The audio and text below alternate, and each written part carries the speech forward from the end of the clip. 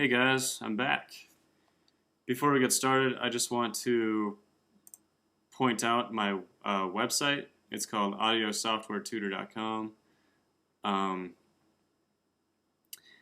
Here you can do a few more things than simply what my YouTube page has to offer. You can read a little bit about who I am and why I do this. Also, my tutorials are posted all right here in a nice format for you to go through them one by one. And if you click here, you notice you can just cycle through the videos right here. Also, you can get a hold of me through this contact page. Really simple. And also, if you find any value in these tutorials, I encourage you to donate. That will encourage, hopefully, better quality from these tutorials. And it takes some time to, it takes some effort to do these, and the software costs money and all that stuff. So yeah, if you find any value in these tutorials, I encourage you to donate.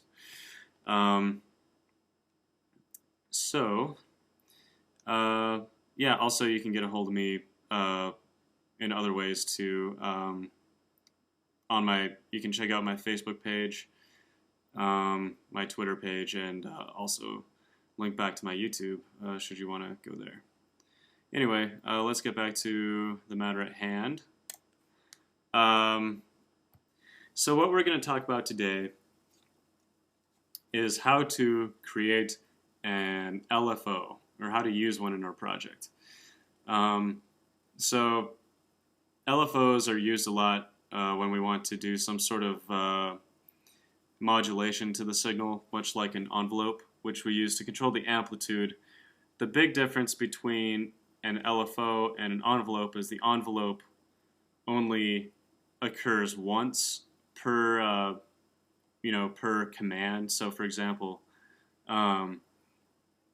let's just set the sustain to be really, really low, so it gets really quiet. So when I play a note, notice how it got really quiet. Even when I hold the key down, it sustains, and then I let go, and in order for me to restart that cycle, I need to basically play another note or play the note again. So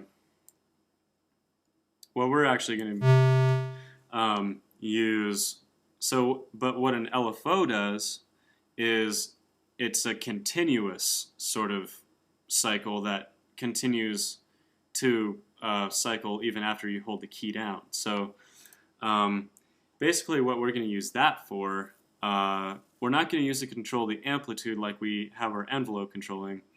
We're going to be controlling a low-pass filter.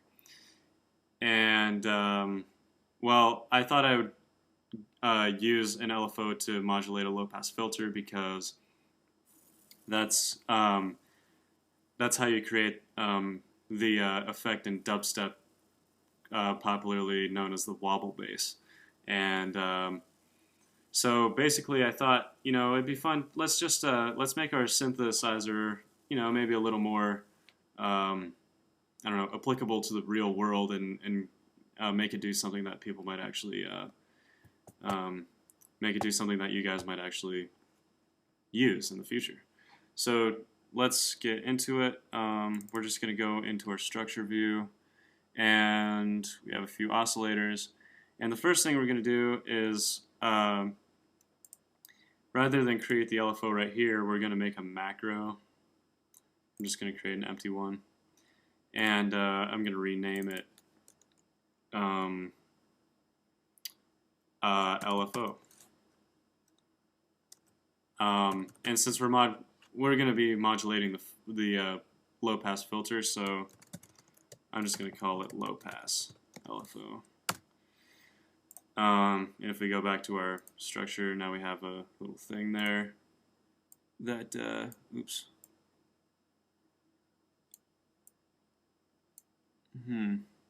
That's weird. I'm gonna have to figure out how to I guess you don't resize things in this, do you? Anyway, sorry about that, a little off track. But anyway, we have our LFO sort of macro setup. And the reason why I'm doing this is because there's a lot of elements in in this particular LFO that would look really messy if it was just all out here on this big screen. So we're going to go into our macro and we're going to sort of start new. So the first thing I'm going to do is create, well, we want to determine what frequency we want our LFO to center around when we're modulating. I'll explain what that means in a little bit. But right now, just create a knob, and I'm going to call it LFO filter frequency. Okay, and then we're also going to want to control the LFO rate. Oops, panel, knob, LFO rate, and the LFO depth. I will also explain what that stuff means. Okay, so now let's actually create an LFO. Built-in module, LFO, envelope, LFO. So there's a lot of controls here, but I'm just going to focus on the important ones, which are these top two, frequency and amplitude. So obviously frequency means our LFO rate, which is the frequency of how fast we want our LFO to go. That's going to be our frequency. And the depth of our modulation, that's going to be our amplitude. And we'll want to output this as a sine. Yeah. So now, we have an LFO. Now we're going to be modulating a low-pass filter, right? So we're just going to go down to, let's see, where was that? Envelope? No. Low-pass filter. Filter. And we're going to create a low-pass 4-pole filter here. Okay, so what I'm about to go over it might seem kind of weird, but it's just, one of those workarounds with Reaktor. So now we're going to take this LFO filter frequency knob, and this is how we're going to adjust the center around which our LFO acts. So before I do anything, I'm just going to change the value. Make sure you have the this knob selected, and function properties, and I'm going to change the value to 20,000, like we've done for the low-pass filters.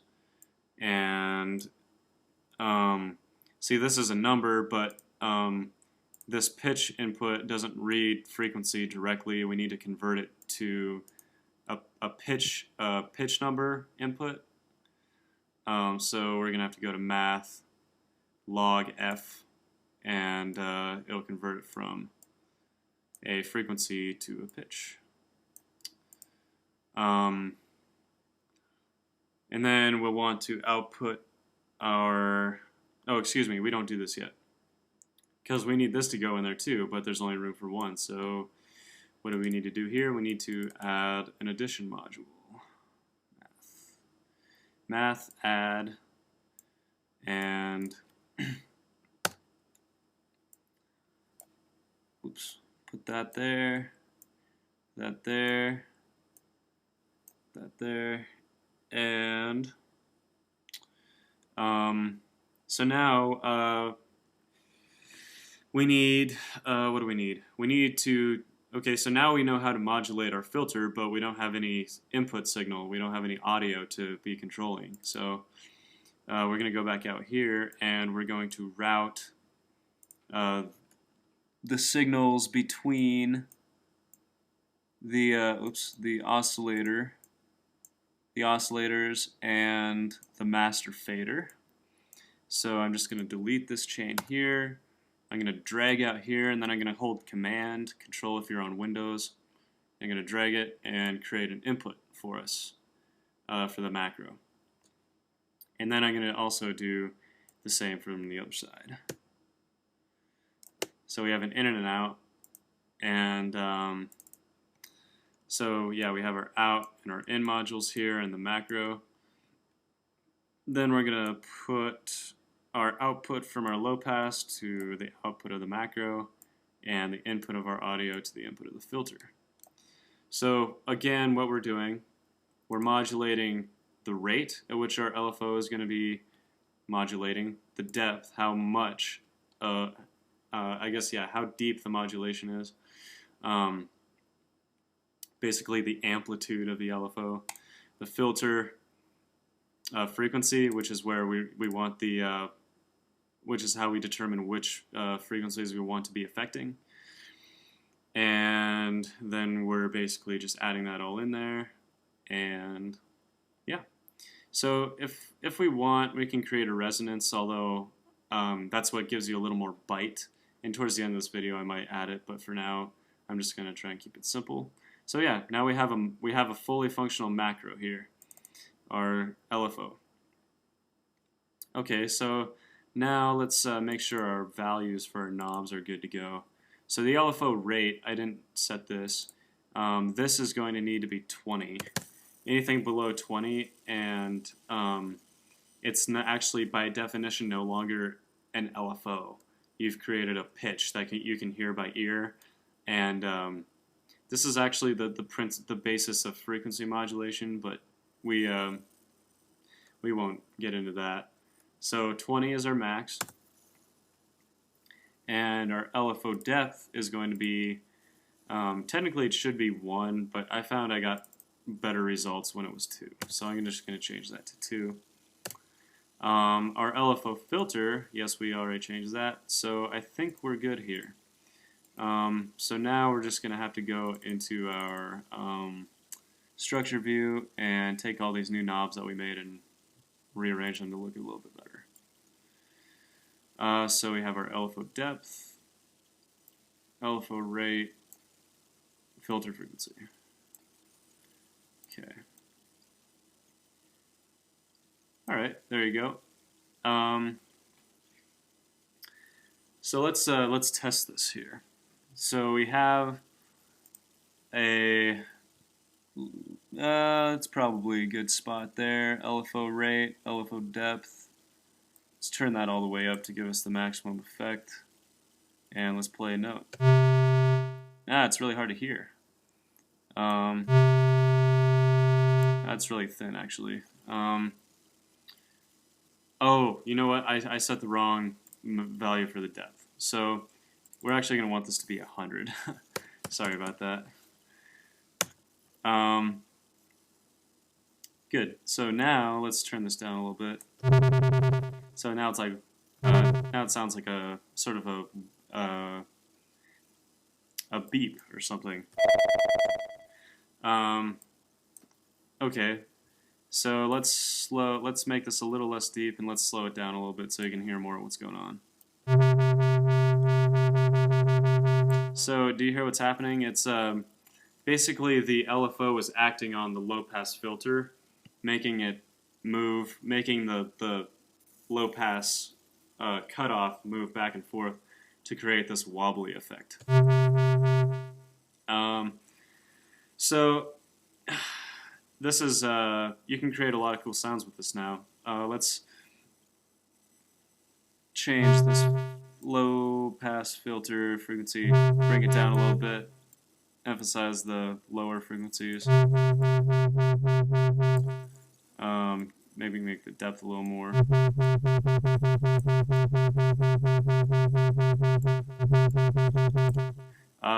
Let's see what we need to do to make this more interesting. We have a square wave. Let's add a saw wave here. Put a semitone. So now we have this sort of interesting new wobbly sound.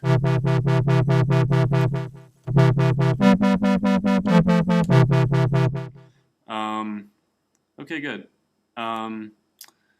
So now,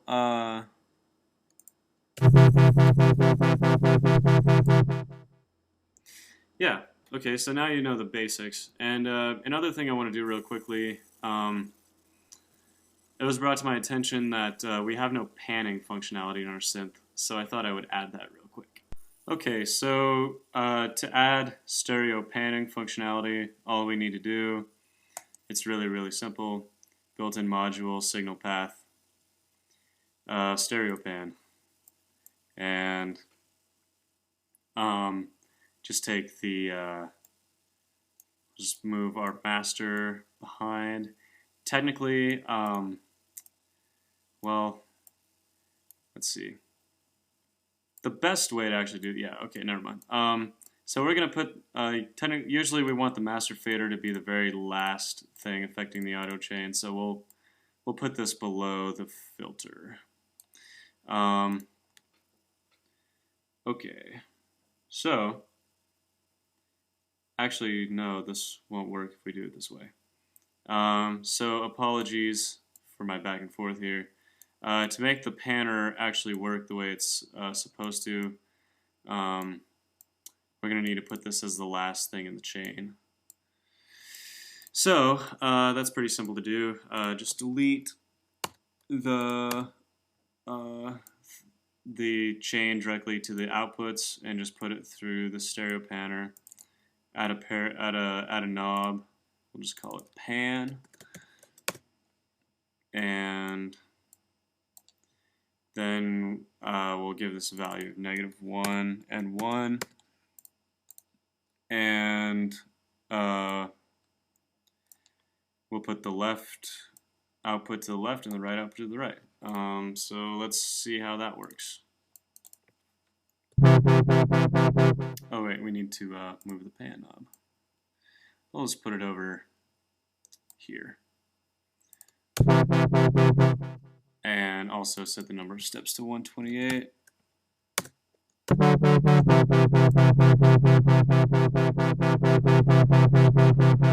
Alright, well if you have a stereo setup, you should be able to hear that on your computer speakers or whatever you're listening on, but if you don't, basically what that's doing is panning the signal from left to right.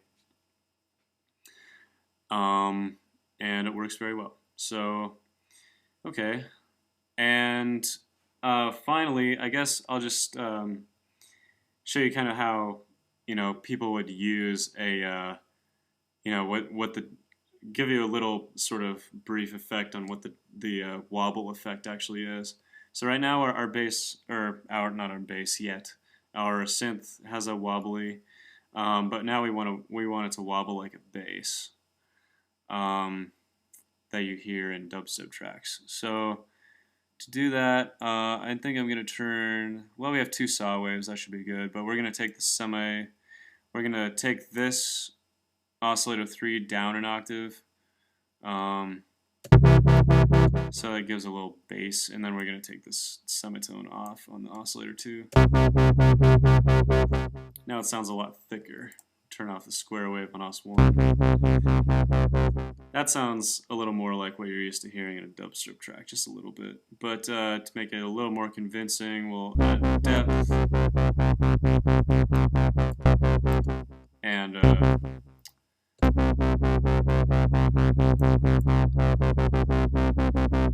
my keyboard can't go below C3 or C4 or whatever this is, so you can go much lower if you want, but basically that's the dubstep wobble. So and you can change the rate. Usually what you hear in tracks is you're able to change, able to affect the LFO rate based on divisions of beats. And in the future I'll probably show you how to do that so that you can actually use this to make wobbles that land on the beat.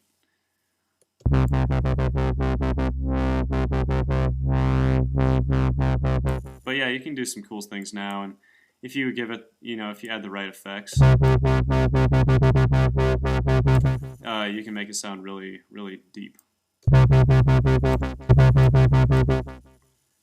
So yeah.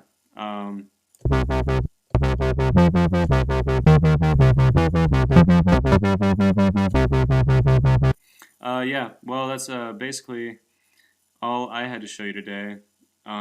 So I hope this works out for you. Thanks for watching, and we'll see you next time.